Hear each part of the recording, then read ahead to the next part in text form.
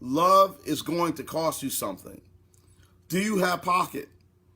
We're going to find out tonight if you have pocket. So we're going to talk about this. In the beginning, God bless you, Jermaine Greenidge. God bless you, Stacy, Marcia. All right. When I was first learning about this whole thing, I was just a kid about relationships and love and what have you. I really didn't fully understand the full concept of what a relationship was all about. I didn't understand what love was about. My parents, I call those years the silent years, because I don't know about you, but my parents did not sit down and talk to me or say anything about relationships. They never really discussed it.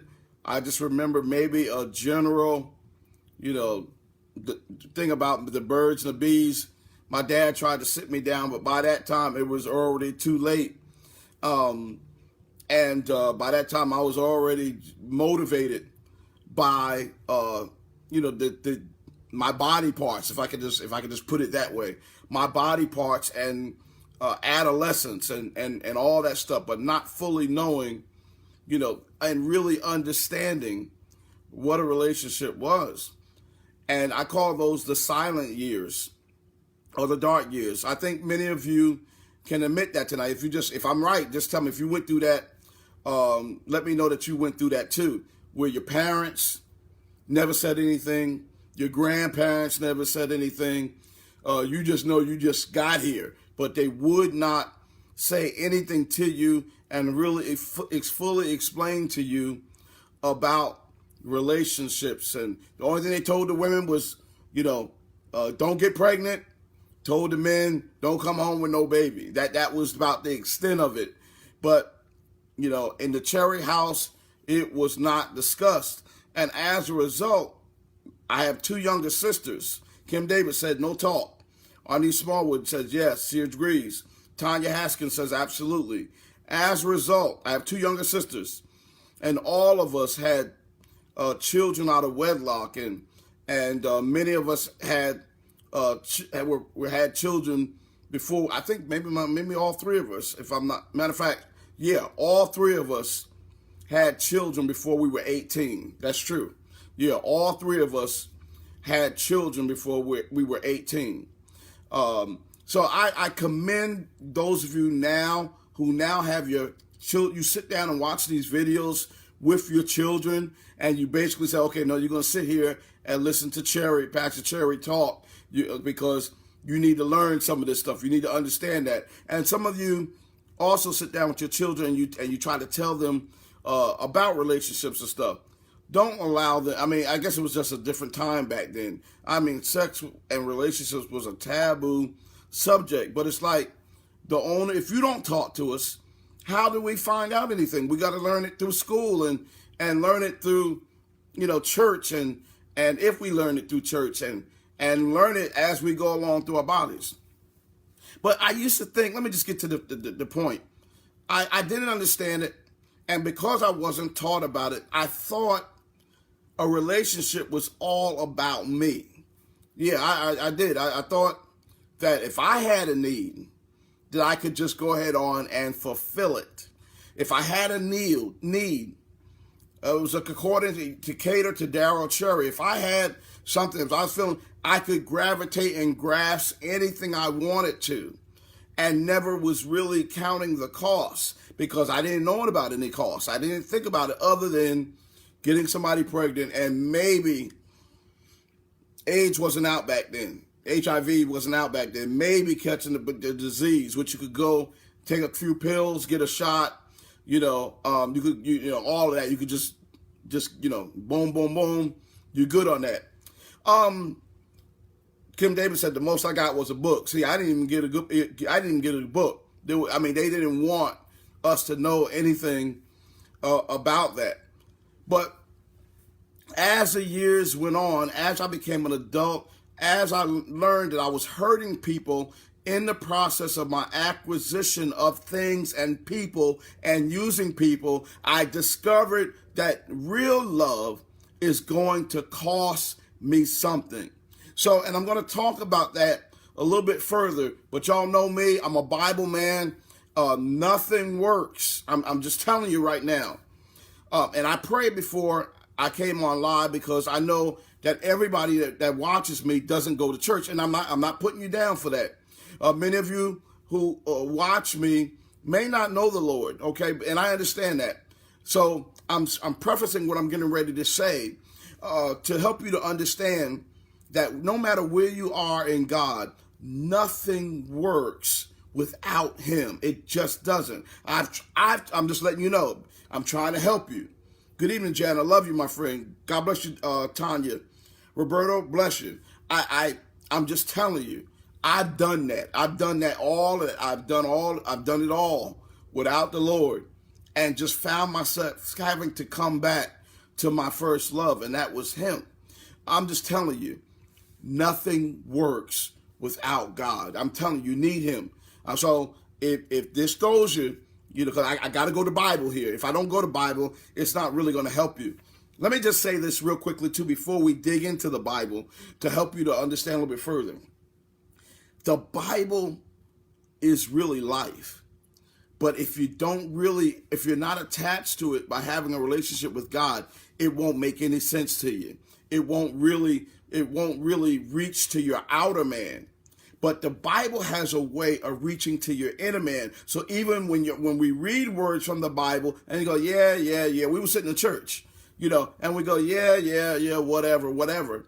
The reason why many of you have a relationship with God now is because the words that hit you on the exterior, you felt that they weren't anything, but they reached your spirit man. And even though you weren't ready on the outside to accept, the Bible says that His word will never return void. It's going to do exactly what God intended it to do. So even when you were shutting God out, the word was still inside of you, like an acorn.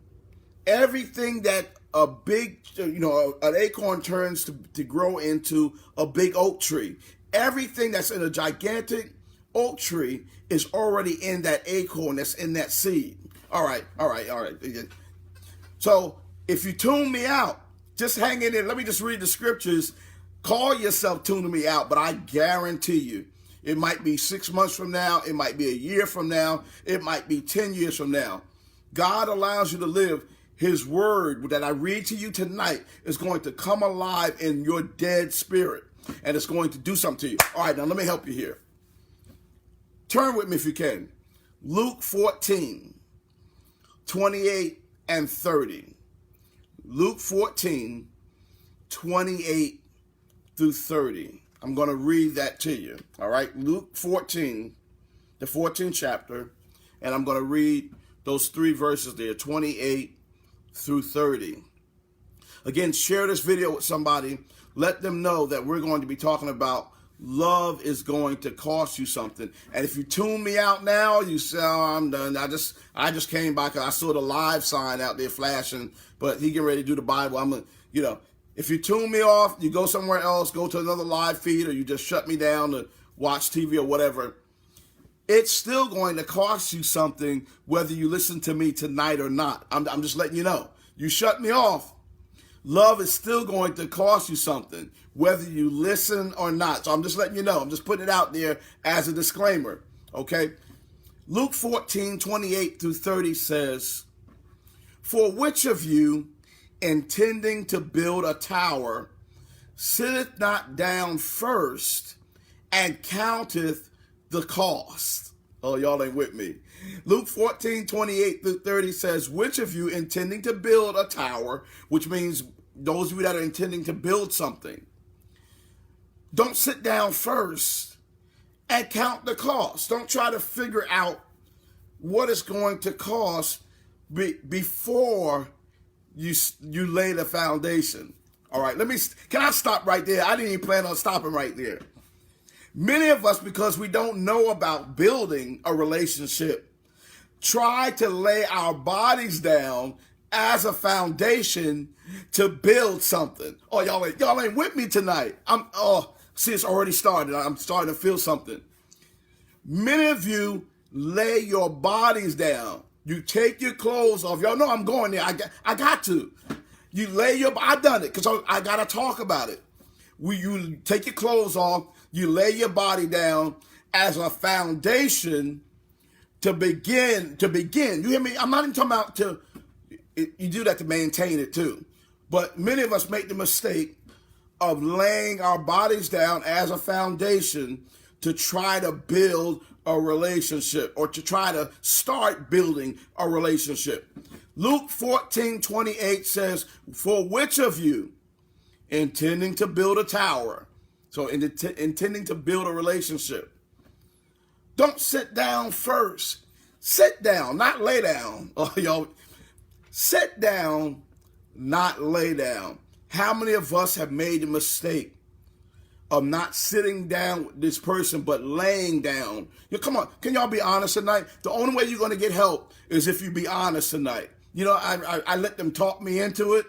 I put myself in a situation and they were touching and grabbing and they got me all heated up, you know, and I laid down instead of sitting down first as Luke 14:28 says, to count the cost. I'm going to read it one more time.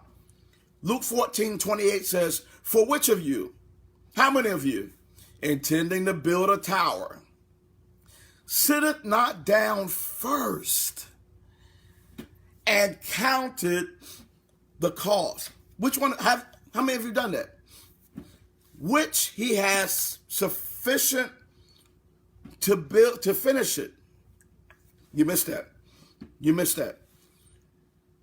If you do not, or if you did not sit down first to count the cost, to look at everything before you started the project, before you started building this relationship, to make sure you had enough of whatever it would take to finish it. Let me say this. Didn't plan on saying it. When you start a project and you don't have the money to finish it, the resources to finish it, the builder leaves you. Y'all missed it. You missed the whole thing. I should shut this thing down right now. I'm gonna say it one more time. One more time. I might gotta preach this in church. I might have to say this in church. One more time. One more time. If you start a project, let me help you. Put it in layman's terms. You lay down with somebody before you count the cost to make sure you're going to have everything you need to maintain a relationship. When you run out of money, the builder leaves you. All right, what am I saying? You lay down for this person. You didn't count the cost from what the builder would require. And many of them, once they realized we ran out of, I'm talking to somebody, we ran out of resources to them, they left us. Y'all with me tonight.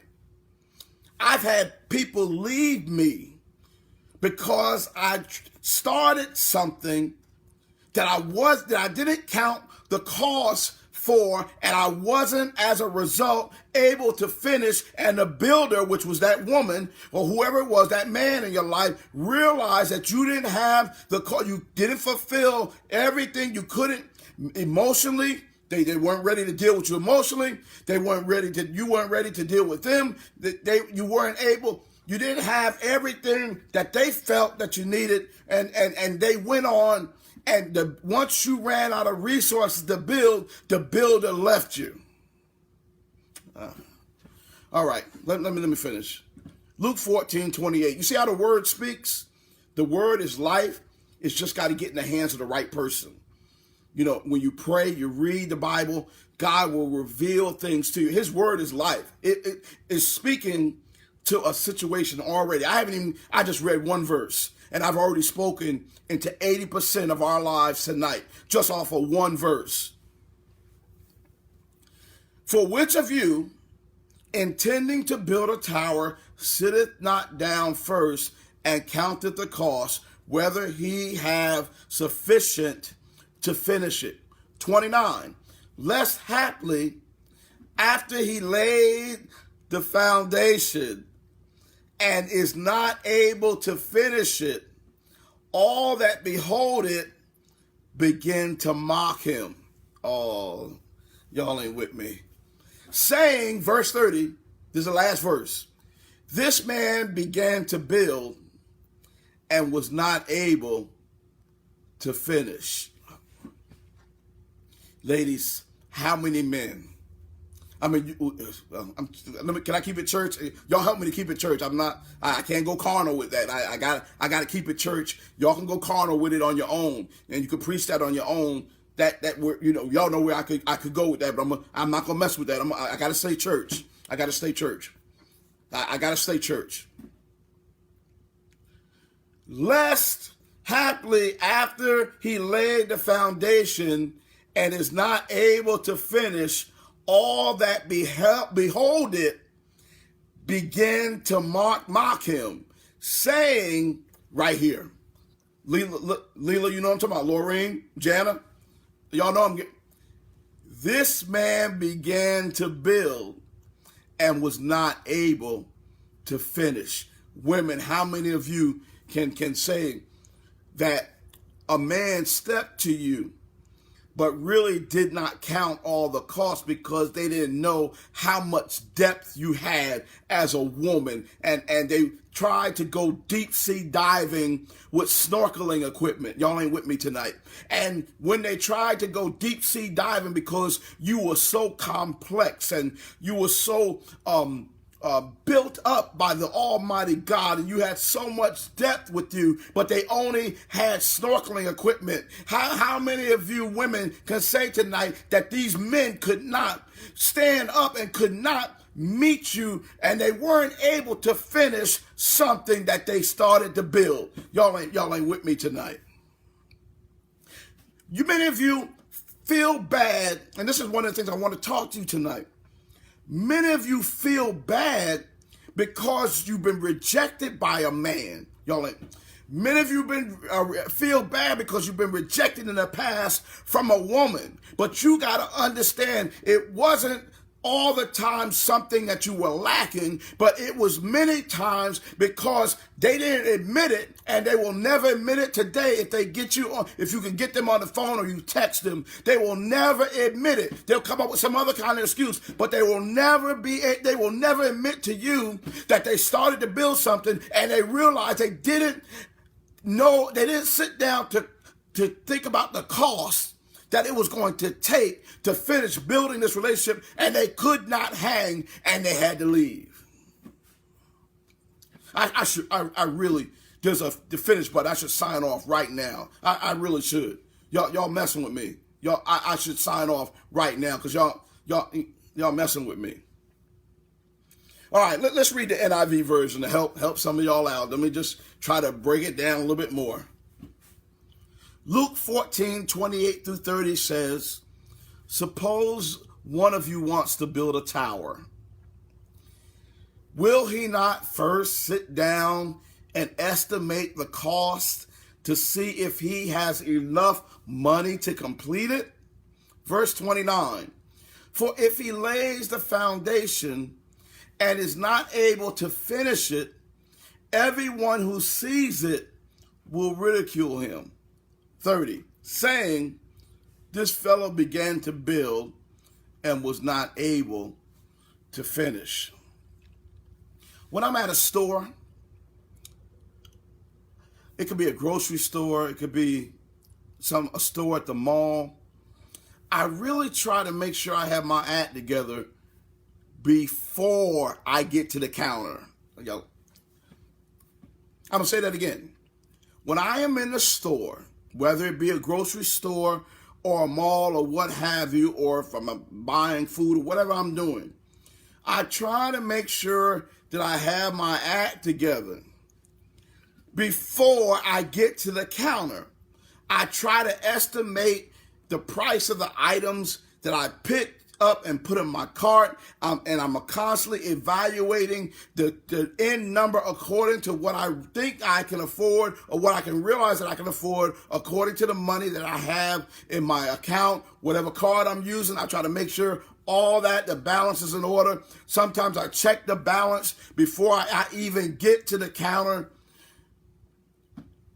because it's only been a few rare occasions where I was shocked at the total of the price when I got to the register and I had to put things back, or I didn't have in my account what I thought I had in my account, and I had to leave the store empty-handed. It's embarrassing. I've done it.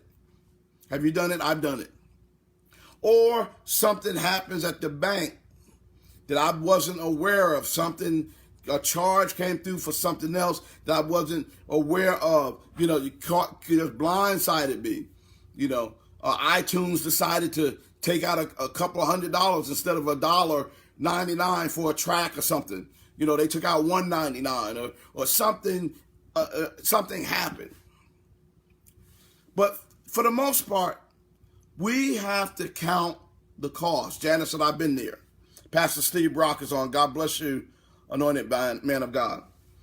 It's time for you and I to do a true evaluation of ourselves. A true evaluation. Look at your neighbor and say, a true evaluation. If you've ever taken the time to start writing in a journal or start writing in a diary, you'll find out in the beginning that it's very difficult to do. Yeah, you can write, some of the surface things. But let me mention, first of all, have you ever seen one of those diaries with that cheap lock on it? The cheap lock scares me to death because I don't feel totally safe that somebody can't break that lock or pick that lock or cut it open, and then they will read my innermost desires. They can read some of the foul things that I've had that I've thought about in my life from my heart. They can read about the dumb mistakes that I've made, the crazy things that I've done, the bad decisions that I've made out of ignorance or even yet so loneliness, or the times that I didn't feel good about myself. And when I didn't feel good about myself, I allowed myself to do some crazy things. Can anybody say I'm a witness tonight? That and some of the things that you look back, that you've done some crazy things when you felt lonely, when you felt rejected, when you felt abused, and when you felt you weren't worth anything. And it's really tough to try to write that stuff down in a journal or a diary, because you don't want anybody to, so you kind of hold back in really being fully truthful, and we hold back from full disclosure, from writing it down. Can I be honest tonight? I've tried to do it. I've tried to do it. I'm like, man, if anybody sees this, I don't want them to know the real me. There were some times that I even found software versions or apps of journals that I could use on the computer or iPad or what have you, tablet. But then I made in my paranoia, I made the password so complicated that I forgot the password and I couldn't get in it. But if you've ever written in a diary or journal, you will discover that at first you really don't expose the full truth or the whole story. Stay with me. I'm going somewhere. God bless you, Nicole.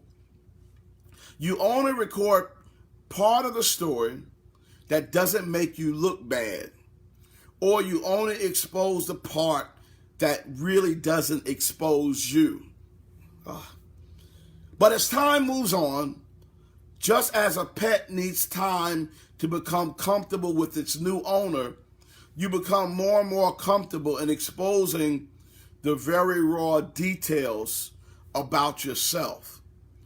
This is the equivalent of totally being honest and really assessing if you can afford to love and to be loved during this season in your life. I'm about to get to the meat of this thing. Your life works in seasons. I hope you're listening to me tonight. Your life works in seasons.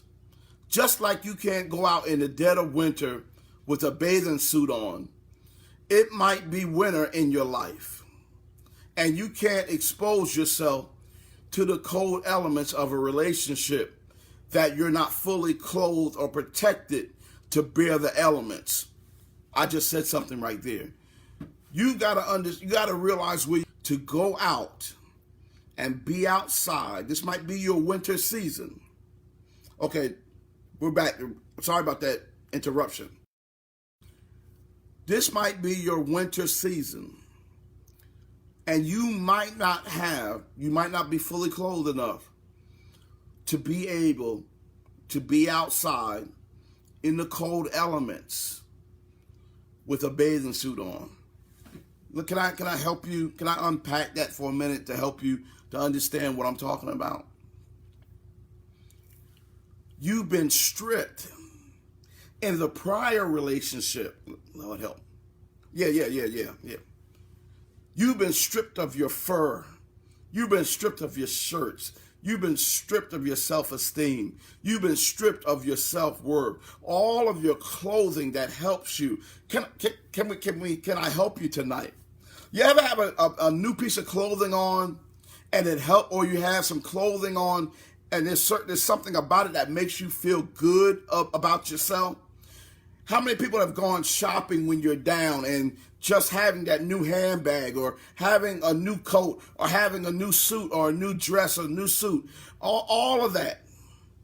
I want to welcome real quickly Gerald Wilson. Hit me up with that again. Let's see, Gerald Wilson, and there was several people that hit me up with that one more time. There were several guests that I want to mention real quick. Have you ever purchase something, whatever, a new outfit and whatever, it makes you feel, and it makes you feel good. It makes you feel a certain kind of way, in a good way.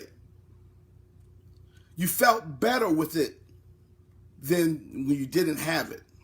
Just imagine being stripped of everything that makes you feel good, and you try to jump back outside into the elements. That's the equivalent. This is a scenario, all right? Gerald Wilson, Shay Harrison, and Kimberly Boswell. God bless you all tonight. So glad to have you. Family of Jana Cameron, thank y'all so much for being with me tonight. You jump out into the elements, and you are naked. Now, when you jump out in the elements, you jump out in the dead of winter, there's snow on the ground, and you have a bathing suit on. You try to go to the first person who's going to provide some warmth for you. Oh, yeah. You try to get under the first shelter you can get under. Y'all know. See, you're going to gravitate to something that you think is going to keep you warm. And that thing is often a dangerous thing. So many times, many of us have tried to step out into a relationship and we were not fully clothed. And we ended up being jacked up as a result. Or you could go outside in the summer season with a fur coat on, and you might end up suffering from heat stroke because you have too much on. You might discover that during that season, period, either one of those seasons, you're just not ready to go outside yet. And looking at the scripture in Luke 14:28-30, I've seen, and you've probably seen it, many buildings, houses, and even churches that started building, but because of some unforeseen difficulty or not fully counting up the cost or some problem with the bank, these projects were left uncompleted. I remember Bishop Marvin Winans, many of you know him from the Winans, telling a story about when he was building a bigger church. And for some reason, they didn't have enough money to complete the sanctuary. He said there was a pile of steel left on the ground because the project had been halted. It had been stopped. And this steel was sitting on the ground for quite some time. I believe many people were driving past this area and they were just shaking their head. They're like, man, Winans done took on too much. He trying to be big time. He done took on too much, more than he could afford to. Look at all that steel on the ground there.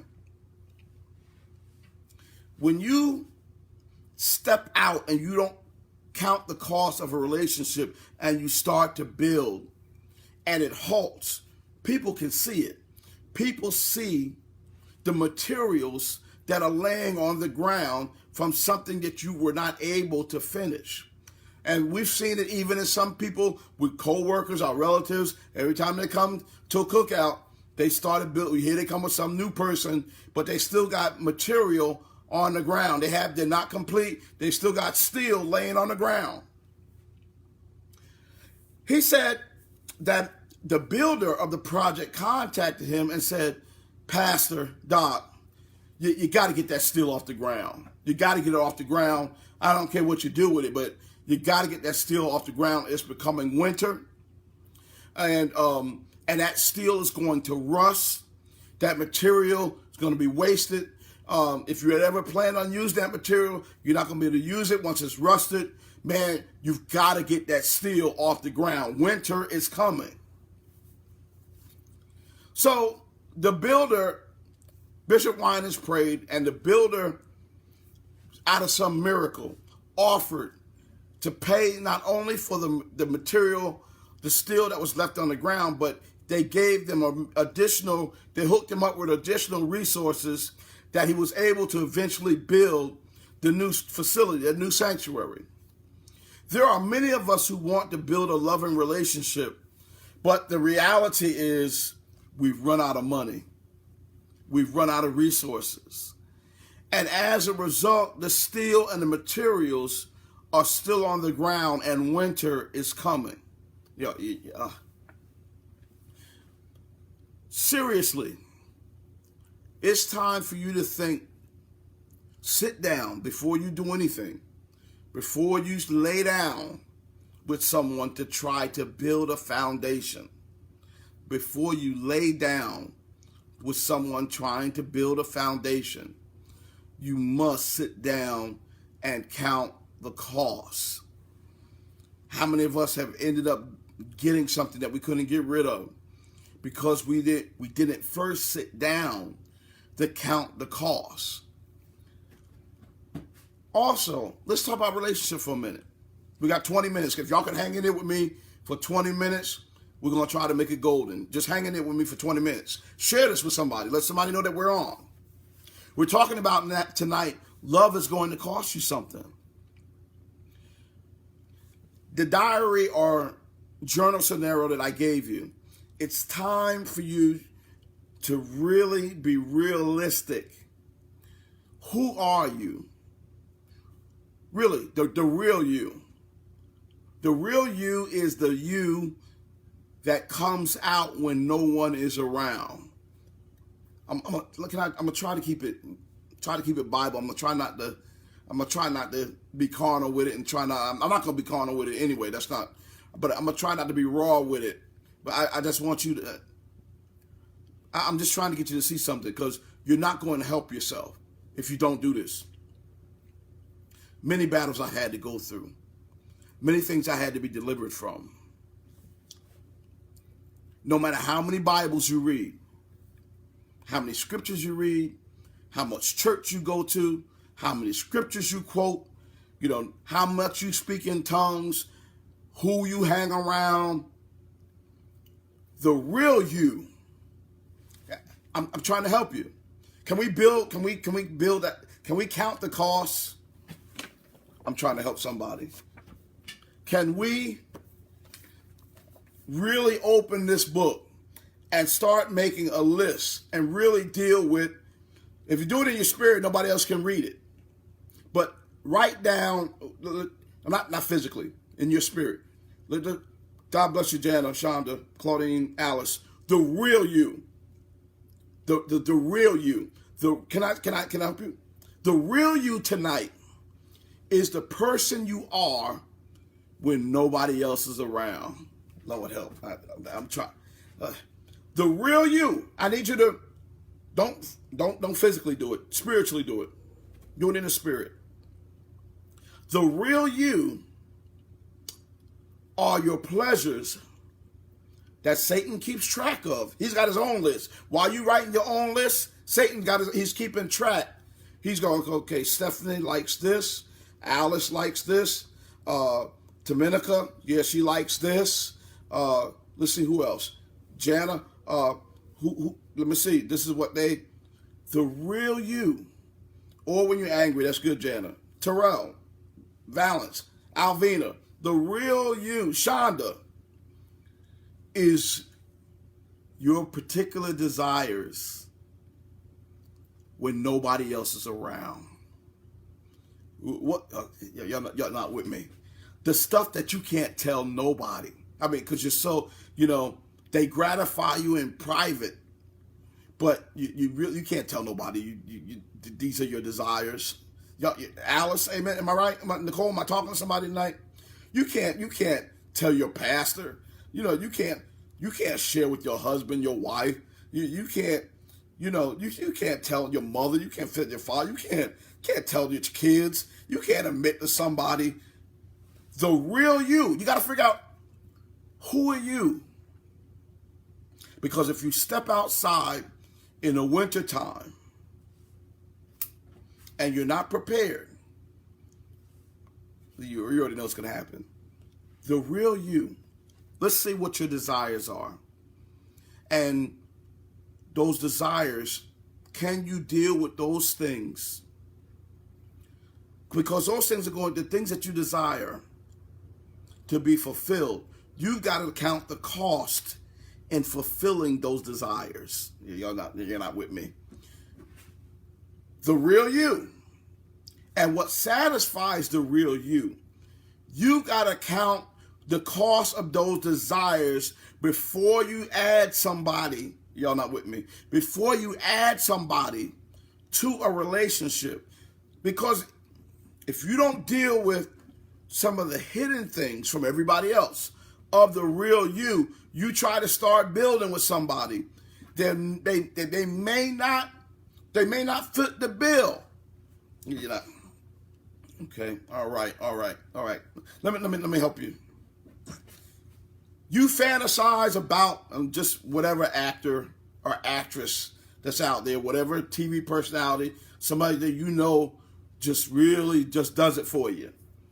You fantasize at you in private, you are fantasizing, now you bring somebody in to start building according, you may not realize you're doing it. Thank you, Stephanie. But it's according to your fantasies.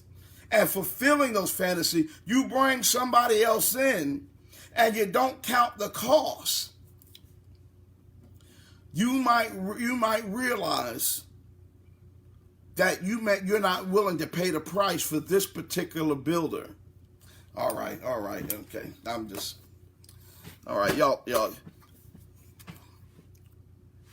Your diary, your journal that you start to create in the spirit is going to be the things that you start looking at. The things that you start looking at to see if you really can count that you're really ready.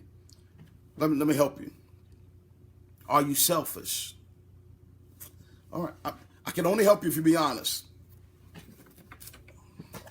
Let's deal with it. Can we deal with it? If you are selfish, I was very selfish. I'm not ready. If you're selfish, in many ways, all of us have our own, we have our own way of survival and some things that we like and, self-preservation and all that. I hear you. God bless you, Alice, Karen, Jana. Amen. Self-preservation, we all have certain things we kind of mind. But when it comes to a relationship, you're going to have to pull out 1 Corinthians, the 13th chapter, and you're going to have to go right down the list, starting at verse 4. Love is patient. Love is kind. It does not seek its own. It does not it's not about self. I mean, just go, hopes all things, beareth all things, endureth all things. Love is patient. Are you selfish? All right. If you are selfish, and you need to look at the ways that you're selfish and be honest. This is your personal list. It's just you and God. Your personal list. If you are selfish in many ways, I could even go carnally. If you're selfish, you're not ready to fulfill the cost of a relationship, because remember I said the whole title of this tonight is not why did I get married? It's love is going. The foolishness, the fake love, lust is going to cost you something. All those other things are going to cost you something. But love is the ultimate thing that we're seeking, or we should be seeking. And love is even harder than lust. Lust is going to cost you something. Okay? It's going to cost you something. But love is so much deeper. It's truly going to cost you something. Men, I'm getting ready to jump in y'all. I'm getting ready to get on y'all for a minute. In a minute. I'm almost done, but let me finish with the women for a minute. But this is women and men. I'm women and men in this so far. Are you selfish? We know when you were in your flesh and you were sleeping with folk, you know a selfish lover when you see one. Okay, all right. Are you greedy? Men, here we go. Can I get to the men? Are you too controlling? Are you abusive? Ladies and men, do you have an abusive nature? There are some women, because of many things, they're emotionally abusive to men. Oh yeah. If you don't, Tanya said address it. If you don't really dig into this honestly and truthfully, you can get mad at me if you want to, but it's not going to help you. Are you willing to? Nobody has to know how jacked up your list is right now. Somebody said I'm stepping on toes, Jana. Nobody has to know. That's the reason why a book has a cover. Lord help us. You don't know what's in here, and if I don't open it and I don't leave it out for you to open, you'll never know what's in here. Okay, that's why a book has a good cover. Y'all ain't with me tonight. It's your list. Darren, I know you said you're confused, but I think you just joined me. I'm building up from a previous point, so you'll have to probably go back and watch. That's how, y'all know how I flow. You can't just jump in and, you've got to be honest with yourself. This is according to your particular list that you're making. You're counting up the cost to see if you can really afford to build love or a relationship. I'm trying to sum it up for those that just came in. Are you selfish? Are you greedy? Men, are you too controlling or abusive? Ladies, do you have an abusive nature? Now this one's rough. This is going to be toward the ladies. Thank you, Stephanie. Yeah, share this. I know, Shonda, I hear you. Okay, let me. I'm going. Let me help you. Okay, ladies, this is gonna be rough. Please forgive me. Okay, ladies, are you ready? All right. Before I ask, many of you ladies want a man. You want to be with a man. You want to, in your flesh, enjoy whatever a man does and the comforts of a man and feeling protected by a man and walking down the street with a man and being in a relationship with a man and having a man help to support and to keep and all of that wonderful stuff if it's right. But are you ready? I'm going to lose you here. To submit to a man. Oh, all right. Now, I don't have time to fully explain it, and I don't mean be a doormat or a servant. I'm not talking about that. I'm not talking about that tonight. Women, you should never be a doormat or a servant. Okay, I'm going to help you if you stay with me for the next 8 minutes, ladies. Yeah, yeah. Thank you for answering that. If you're not ready to submit to a man, watch this. It could be the kind of man that you've been trying to lay a foundation with. All right. There are certain people, can I unpack it for 8 minutes? There are certain people that I can respect. There's certain bosses that you've worked for that you respect and that you can submit to and take instruction from. And then there are certain bosses who just, you don't respect them. You don't respect them. You don't acknowledge their authority. It's because of who they are. So if I'm telling you, if you can just say across the board, I can't do it. I can't submit to no man. That's because the men that you have been with, you haven't counted up the cost. The men that you've been with haven't shown themselves worthwhile to be able to respect, because the right man, y'all ain't with me tonight. The right man is that right person scenario where they will respect you in such a way that you will be able to submit to them. But if they're trifling, if they're abusive, if they can't handle it, if they're not a real man, if they're not a godly man, there's no way you're going to respect them. And I can understand you saying, I'm not ready to submit to any man, because the men that you've been with haven't been worthy to submit to. I guarantee you meet a God-fearing man, a straight-up person, a person who understands who they're supposed to be in terms of who God made them to be, a person who can show you so much love you would not mind. All right, I'm going. I got to go move on further. I know. I've gotten in trouble with the women, but if you go back and watch that again, and you'll see me unpack that again, you'll understand. Or if you don't understand right now, I dare you to live a little bit longer. And as you meet different kind of men, once you meet the right man, you'll say, you know what? Pastor Cherry made a lot of sense back then. He made a lot of sense on May 14th, at 9:55 p.m. I really wasn't feeling what he said, but I met the right man.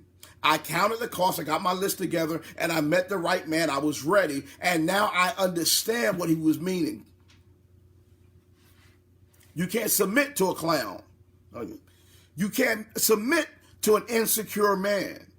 You can't submit to a man who doesn't know who he is and doesn't walk in the authority of God. If he truly walks in the authority of God, he will, watch this, serve you. Lord have mercy. He will serve you in such a capacity. Did you hear me? I said serve you. He will serve you in such a capacity that you won't mind submitting to him. You're not with me. Do you have it in you to let a man make final decisions in the house? All that goes with what I just said. Men, can I talk to the men for a minute? The 2 men that are on here. But y'all will spread this to the men. Men. Can somebody say men tonight? We sign it off. Men. Lila says I'm guilty. Exactly, Jana. You see how once I explained it, now you can kind of understand what I'm saying. But just in general, no, I ain't submitting no man. These men, they trifling. The ones I met, they're trifling. I ain't submitting to no man. But a man, a God man, who fully knows who he is, oh yeah, baby. That will serve. That's man enough to serve you.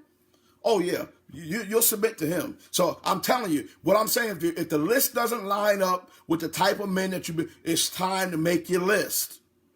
Count up the cost before you start to try to build something, and then realize that halfway that you only got a foundation, but you can't build anything else because you can't cover the cost in the people that you selected to try to build something with.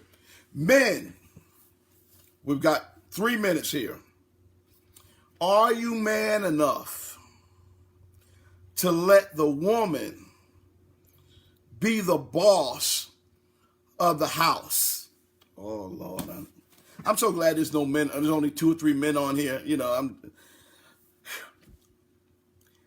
Men, are you man enough? Pastor Ronald Green is watching. Pastor Victory Bible Fellowship. God bless you, Pastor Green. And I want to thank you for letting your folks bless us this coming week. I thank you so much, Pastor Green. Are you man enough to let the woman be the boss of the house? What does that mean? Am I going against Scripture? No, I'm not going against Scripture. The man is the man of the house. He makes the final decisions concerning the house. But the man has to be man enough to let the woman be the boss of the house. Oh, Lord. I don't have time to unpack it. A woman, go back and read what a Proverbs 31 woman is. It mentions how a woman keeps her house. Y'all playing with me. Her house. Yeah. Okay, you the man, it's your house, but she runs the day-to-day operations of the house.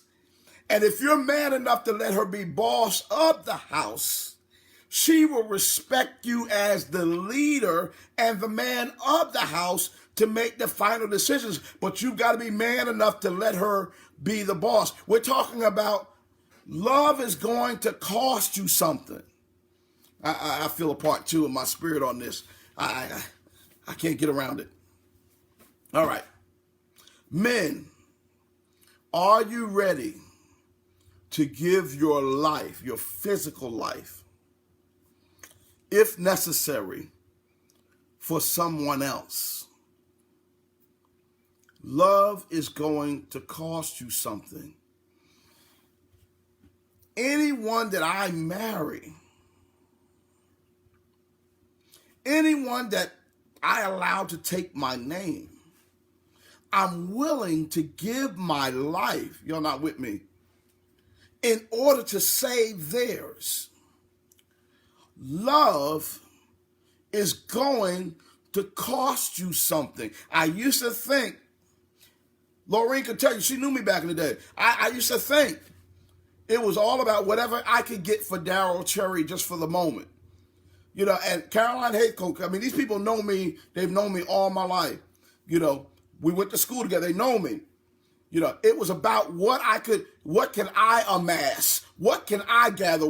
Jana can tell you. What can I get for myself? Howard can tell you. What can I get for myself? Never realizing that true love was going to cost me something. Stay tuned next Monday night at 9 p.m. Eastern Standard Time for part 2. Good night.